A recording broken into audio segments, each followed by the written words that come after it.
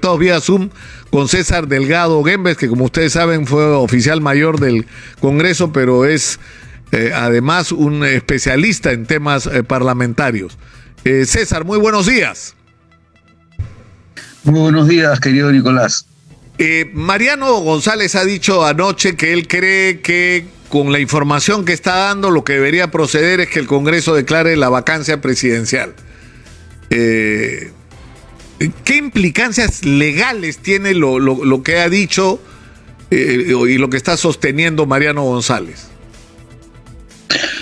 De acuerdo al testimonio que presta el exministro, lo que tendría que realizarse en el Congreso es primero citarlo para verificar que el testimonio que él presta esté premunido de la suficiente evidencia y pruebas, de manera que a partir de la evidencia que pueda compilarse, se determine si se presenta una nueva moción de vacancia por permanente incapacidad mental, es decir, moral.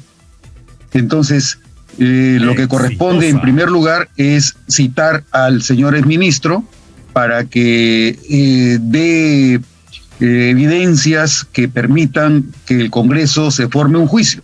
Pero más allá de la evidencia de que disponga, en la que se procurará obtener certezas y además la gravedad de las declaraciones que ha prestado el señor exministro, el Congreso tendrá que conseguir votos, porque si se mantiene la actual correlación de tendencias en el Congreso entre la corrupción y la inmoralidad, va a ser bastante difícil que se modifique la protección que ha venido teniendo el señor jefe de Estado. Ahora, tú dices, tiene que presentarse, o sea, el procedimiento tendría que ser, y me imagino que eso va a ocurrir en las próximas horas, tendría que ser convocado Mariano González. Pero luego tú dices, él tiene que acreditar evidencia. Pero ¿cuál podría ser esta evidencia? Porque él dice, la señal es que en el momento que yo estoy constituyendo el equipo especial de apoyo a la fiscal Marita Barreto para la lucha contra la corrupción, y parte de las tareas de este equipo es la captura de los prófugos cercanos al presidente, en ese momento me saca.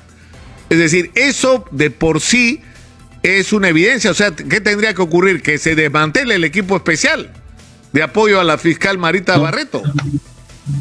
Es que lo que dice el señor exministro es mucho más que eso.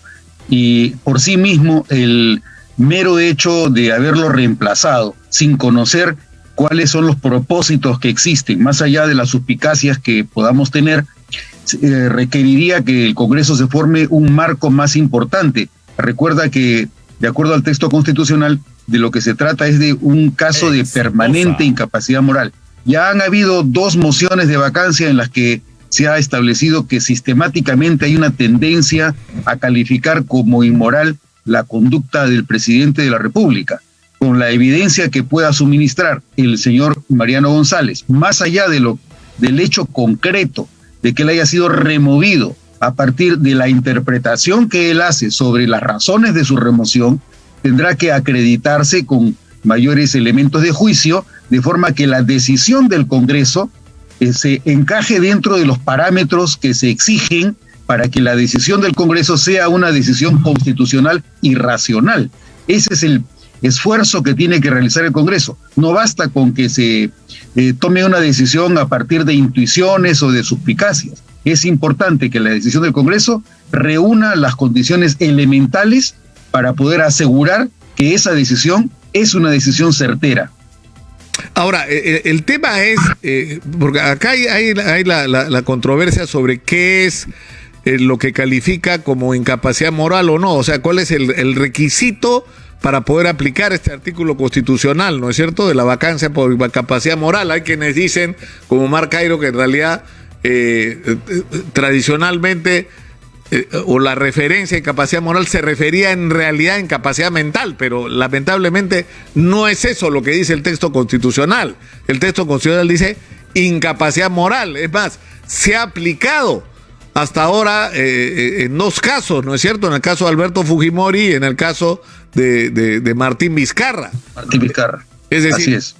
No, esa interpretación de Omar Cairo me parece que es interesante desde el punto de vista de la especulación y de la doctrina, pero desde el punto de vista de la interpretación de las normas tal como rigen, es insuficiente apelar a la interpretación que se hace de carácter histórico y de carácter comparativo, cuando se señala que en Francia esa era la tendencia, que se utilizaba el criterio de moral como mental. Eso estaba bien para el siglo XIX, a pesar de que no es posible determinar cuál fue la interpretación de los constituyentes del año 1839. Puede construirse esa argumentación, pero más allá de eso, lo concreto es que el texto vigente no habla de incapacidad mental, sino de incapacidad moral.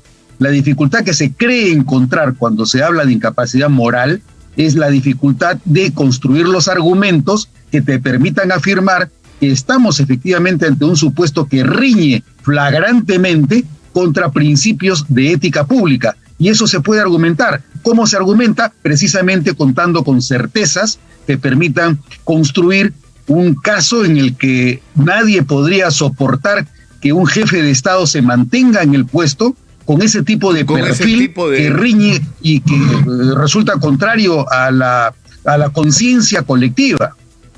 Claro, pero en este caso, por ejemplo, de Pedro Castillo, porque al final la discusión o la controversia que hay con respecto a la captura de las personas del entorno del presidente que hoy se encuentran prófugas, es que supuestamente estas personas podrían aportar pruebas que involucrarían directamente al presidente en el conocimiento de estos hechos de corrupción, por lo menos, si no en su participación directa.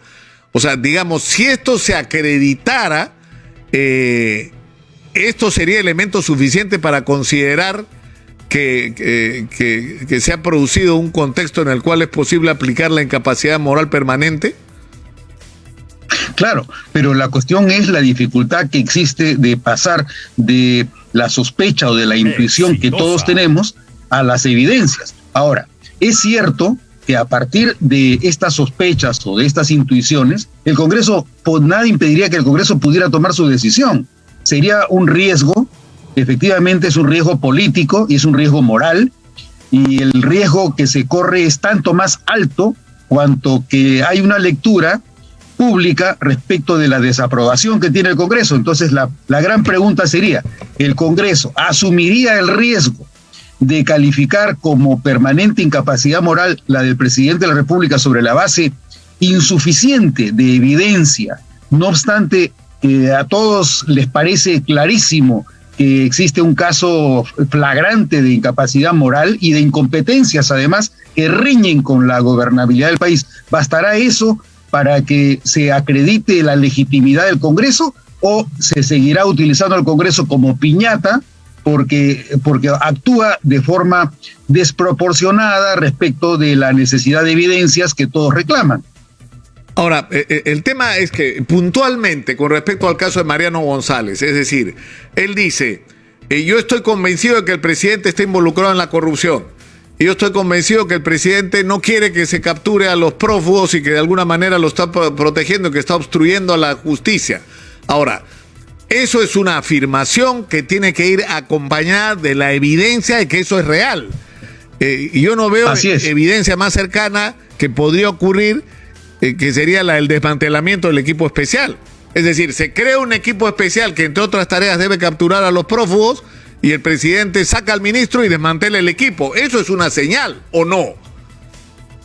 Es una señal, pero no conocemos cuál ha sido el propósito efectivo del presidente de la República. Y eso sería lo que tendría que argumentar cuando se le inicie el proceso de vacancia. Si no se cuenta con la evidencia, dado que de acuerdo a la lógica del debido proceso parlamentario, tendrá que citarse al presidente de la República para que concurra y argumente y se defienda ante el Congreso, él tendrá que explicar si existe una razón distinta a la que señala el exministro Mariano González para haberlo removido del cargo.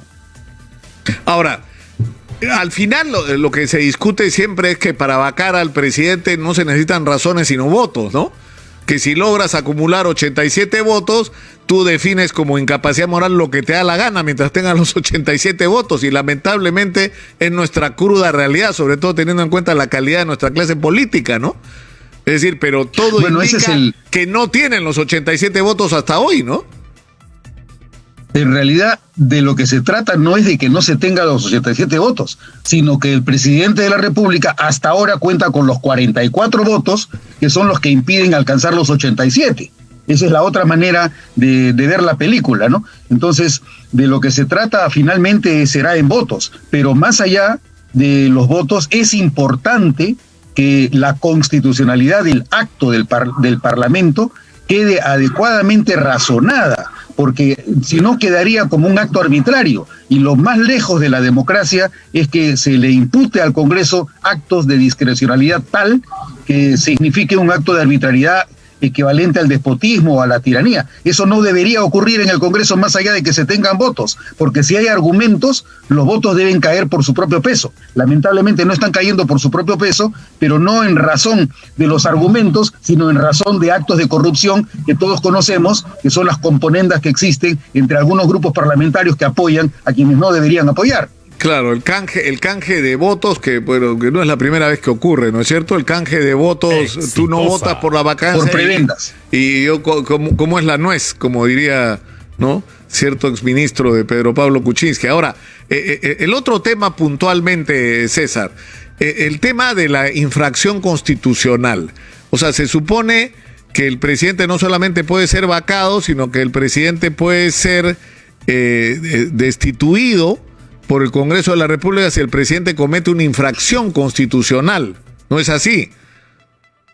Y para eso... Bueno, ese es otro problema, que está relacionado con la lectura del artículo 117 de la Constitución. El artículo 117, más allá del contenido penal que puedan contener algunos de los actos que menciona ese artículo, como puede ser la disolución inconstitucional del Congreso, el acto de traición a la patria, etcétera, lo que refiere el artículo 117 son los casos específicos de infracción de la Constitución por los que el presidente de la República sí podría ser acusado constitucionalmente.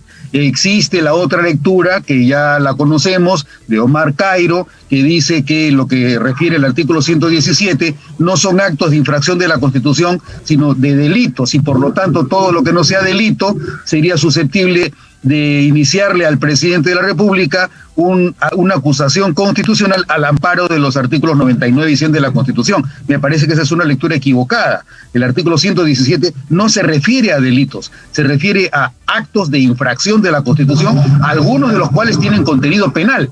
No es lo mismo que los actos tengan contenido penal a que se refiera a delitos penales.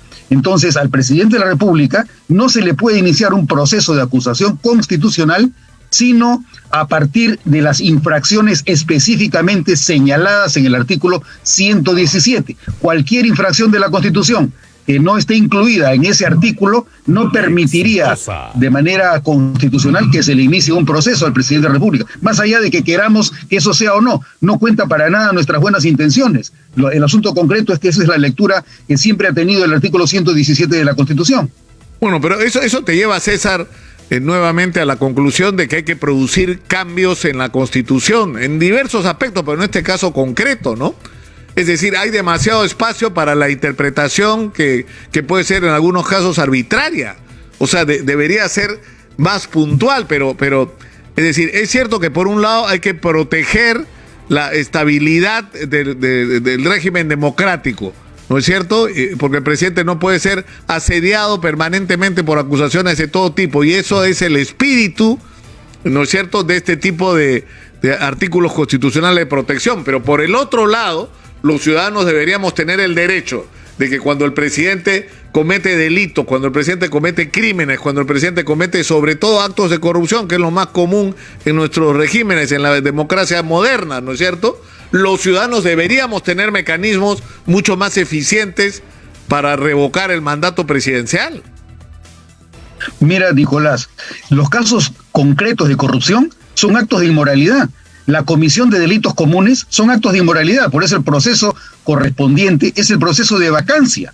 No obstante, se señala que son 87 los votos que se necesitan, pero eso es consecuencia de la aplicación de una sentencia del Tribunal Constitucional que señala que ese es el número de votos que se exige. Es más, si tú recuerdas, la sentencia sobre la cuestión competencial que inició Martín Vizcarra hizo que hubieran por lo menos 3 magistrados que se inclinaran sobre la posibilidad de que no sean 2/3 el número de votos, sino 4/5, elevando esto a 104 o 105 votos. Entonces, ¿en qué queda la garantía del ciudadano de tener a un presidente corrupto o un presidente delincuente como jefe de Estado? O sea, lamentablemente no podrías tú modificar el artículo 117 añadiendo algunas causales, pero siempre los procesos de acusación constitucional serán más complicados que un proceso de vacancia. El presidente se le detecta un acto de flagrancia, lo único que te queda es echarlo, expulsarlo, y no iniciarle un proceso de acusación constitucional que te puede tranquilamente demorar 6 meses. ¿Cómo retienes a un delincuente en un puesto tan álgido como el de la jefatura del Estado, que además es jefe de gobierno? Claro.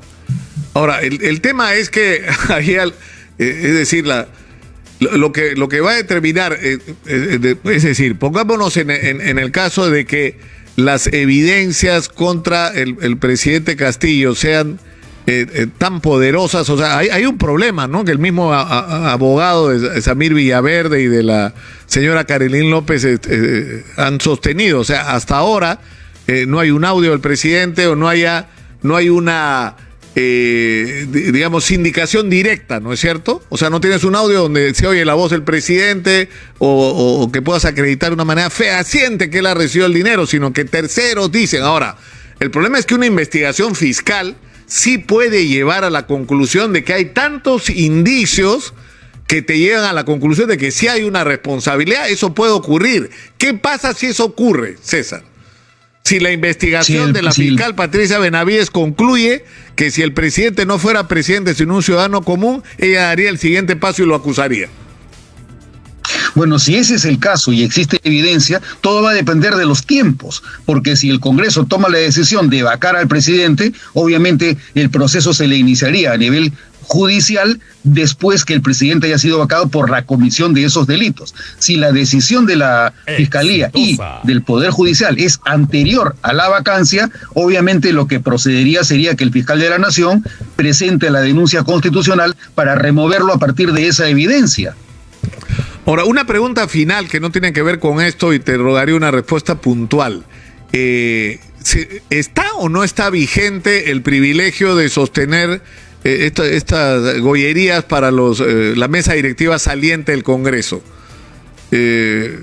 Porque algunos dicen que sí, el congresista Wong ha dicho que sí, pero por ahí ha aparecido una decisión de revocar todo tipo de privilegios. ¿Tú conoces esto, César? ¿Es correcto, hay una decisión, me parece que es del año 2018, de la mesa directiva en la cual se dejó sin efecto los beneficios relacionados con las prerrogativas adicionales que tienen los miembros de la mesa. La razón por la que se eliminó es porque se consideró que había pasado el tiempo, había transcurrido el tiempo y ya no existían las condiciones que hacían necesaria el mantenimiento de esos beneficios. Entonces, para que tenga legitimidad la decisión de la actual mesa directiva de haber repuesto o restituido esos beneficios, tendría que demostrarse que efectivamente se han reproducido las condiciones a partir de las cuales se crearon esos beneficios. Y esos beneficios se crearon en su generalidad en la década de los 80s y de los 90s, cuando había el peligro del terrorismo. Claro. Ahora, yo no sé si es que existirá algún tipo de amenaza de muerte suficientemente verosímil como para acreditar que efectivamente se necesitan esas joyerías. César, te agradezco muchísimo por esta conversación, ha sido muy gentil como siempre. César Delgado Guembes, ex oficial del Congreso, ha estado con nosotros, oficial mayor del Congreso.